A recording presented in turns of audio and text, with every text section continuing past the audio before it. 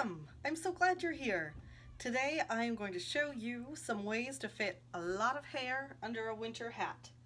Because winter is coming up and it can be challenging to fit super long hair and keep your head warm. So I'm going to try out a few different theories on this. A few principles is we're going to try to do styles that are very close to the head or very low down. And I'm going to start out with the fake shorter hair. So this is not completely ideal because some of your hair is still going to be out and could be rubbing on like a winter coat, but it's nice. I don't know. It's cute, and I think it's kind of a nice compromise. So we're going to take a ponytail holder and fold our hair, make a little loop here. And then I'm going to take a piece of yarn, and you could also use a thin scarf or all kinds of different things. Just thread it through there. And then I'm going to take one of each side. Okay. And then lift up the string, pulling that loop underneath the rest of your hair. And then I'm going to loop it over the top and tie it in the back. Alright, I like the yarn method because it's really invisible. Unless you're looking very closely, you don't see it at all. If you do, it kind of looks like a headband. So now my hair is a little above bra strap length. Now my winter hat, I have taken a sleep cap and started to sew it into the lining. I haven't finished sewing it, but I'm trying to make a nice smooth surface on the inside of the hat so that it's not friction rubbing on my hair and breaking it.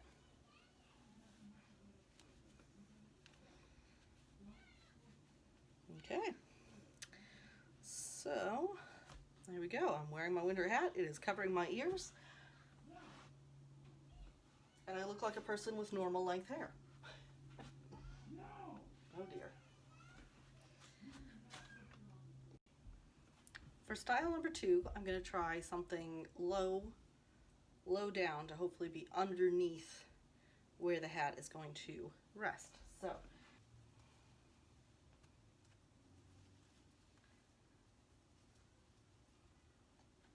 so I'm wrapping the braid into a bun, and I'm going to push it and pinch it a little bit lower, and then I'm going to try using this swerve because it doesn't stick out as much as the flexi does.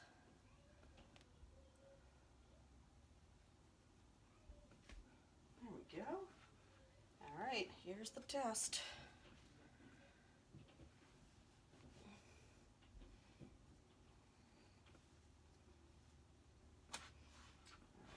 It does have a little bit of bump to get over, but it does pretty well. Really got to get this lining in here better. Oop. And the final style is going to be one that keeps the hair pretty close to the head so that hopefully there's enough room to fit the hat over the top of it. So it's going to be interlaced braids. I've started out with 2 Dutch braids, braided all the way down. If you have a topsy tailor, that is a good way of sewing the braids through, but you don't have to have it. So I'm going to pick a spot on here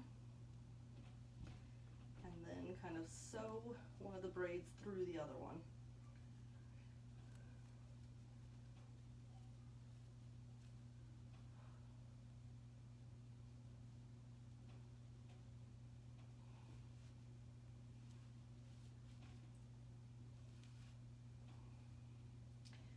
And then I'm going to try to get a spot that's kind of similar over on this side and do the same thing.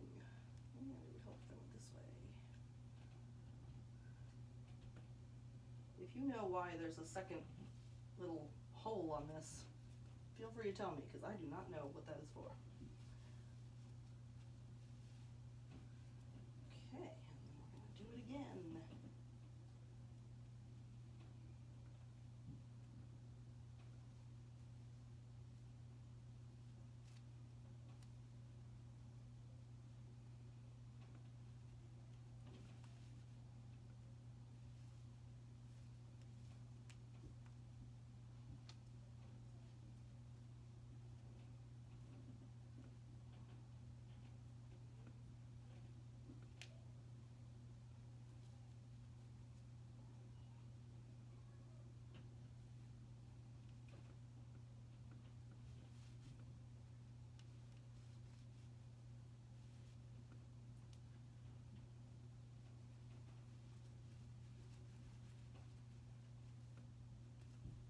not quite as flat as I was expecting.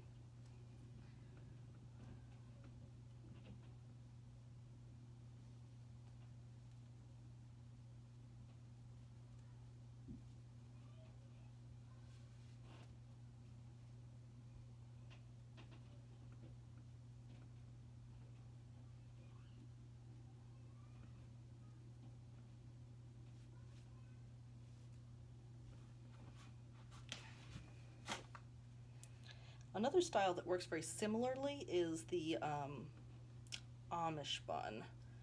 So that's another one to try with this principle of keeping things pretty tight to your head. So now I'm going to take the tails and just bring it around and pin.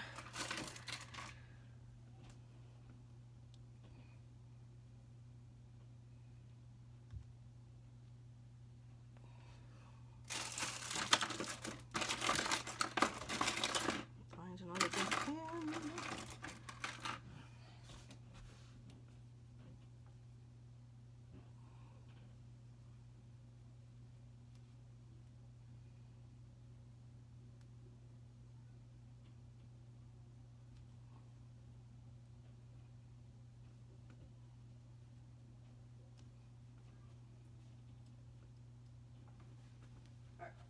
See how it does.